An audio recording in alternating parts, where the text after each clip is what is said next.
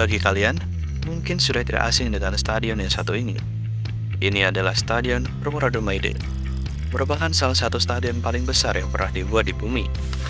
Dapat menampung ratusan ribu orang sekaligus, stadion ini memang menjadi bukti betapa megahnya arsitektur modern yang dapat diciptakan manusia.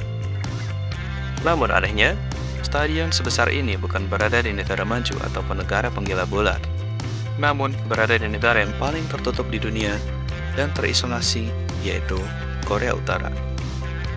Mengapa negara seperti Korea Utara memiliki stadion sebesar ini? Apa motivasinya dan apa alasan dibalik pembangunan stadion megah ini? Stay tune terus.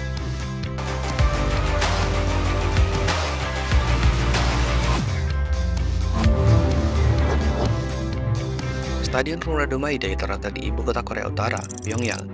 Stadion ini berada di Pulau Rumra yang terletak di Sungai Taedong. Stadion ini dirancang oleh seorang arsitek Korea Utara bernama Kim Il-sung, yang tak lain adalah pendiri negara dan pemimpin Korea Utara pertama. Stadion ini dibangun selama 3 tahun, melibatkan sekitar 30.000 pekerja. Dibuka pada 1 Mei 1989 pada Hari Buruh Internasional atau May Day. Pada awal pembangunannya, stadion ini bisa menampung hingga 150.000 orang. Stadion ini menempati area yang sangat luas. Bayangkan saja, stadion ini punya diameter hingga 400 meter dan tinggi mencapai 60 meter. Ini adalah 2 kali lipat lebih besar dari Stadion Utama Gelora Bung Karno di Jakarta. Stadion Rumorado-Maide memiliki bentuk yang unik dan menarik perhatian. Stadion ini berbentuk lingkaran dengan atap melengkung. Atap stadion terdiri dari 16 lengkungan yang saling menyatu dan menciptakan bentuk bunga teratai.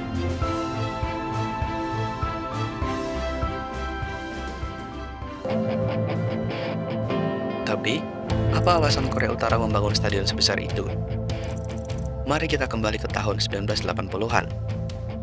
Korea Utara terletak di semenanjung Korea dan bertetangga dengan Korea Selatan. Kedua negara ini memiliki rivalitas yang sangat tinggi. Pada 1981, Korea Selatan ditunjuk menjadi tuan rumah Olimpiade 1988, sebuah pesta olahraga terbesar di dunia. Hal ini sangat mencengangkan, karena pada saat itu, di Asia hanya Jepang yang sanggup menggelar Olimpiade. Untuk menyambut itu semua, Korea Selatan menyiapkan segala yang dibutuhkan untuk menunjang acara akbar ini. Pembangunan besar-besaran dilakukan, baik membangun jalan, moda transportasi, sistem keamanan, hingga pembangunan kompleks olahraga besar dengan stadion utama berkapasitas 70.000 orang. Singkat cerita, Olimpiade yang diikuti lebih dari 160 negara ini sukses besar. Kesuksesan Olimpiade Seoul 1988 menunjukkan betapa hebatnya kemampuan Korea Selatan dalam mengadakan acara besar dan mendapatkan pengakuan dunia atas prestasi yang mereka raih. Di sisi lain, sang tetangga Korea Utara tidak tinggal diam begitu saja. Saat mendengar Korea Selatan terpilih menjadi tuan rumah Olimpiade, Korea Utara tak mau kalah dan langsung menggelar World Festival of Youth and Students ke-13 beberapa bulan setelah Olimpiade Seoul berakhir. Korea Utara ingin membuktikan bahwa mereka juga mampu menggelar event internasional.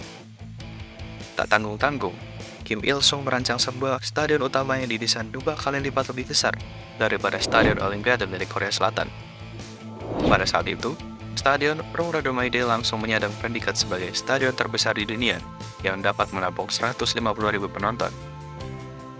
Akhirnya, event World Festival of Youth and Students ke-13 sukses digelar di Pyongyang pada tahun 1989 dengan peserta mencapai 22.000 pemuda dari 177 negara yang digelar selama 8 hari penuh.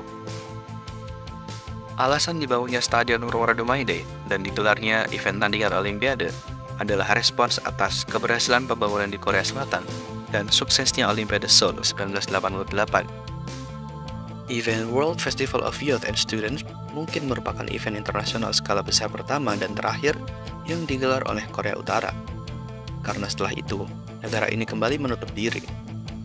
Karena sangat tertutup dengan dunia luar, Stadion Rumorado-Maide jarang digunakan untuk event internasional. Namun, Korea Utara tak kehabisan akal. Mereka membuat event lokal mereka sendiri bertajuk Arirang Mass Games. Event ini adalah festival senam dan artistik terbesar yang ada di Korea Utara yang digelar setiap tahunnya.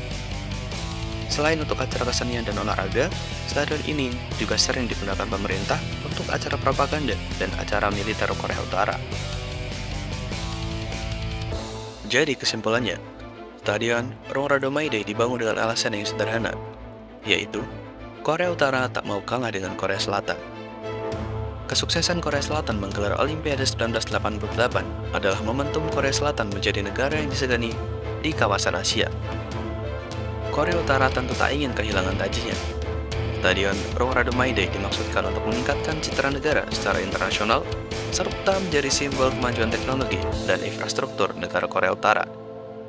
Dan kini, Stadion Rongradomaide seakan menjadi monumen pengingat bahwa Korea Utara punya sesuatu yang bisa dibanggakan, setidaknya dalam wujud stadion. Sekian video kali ini, terima kasih telah menonton. See you next time.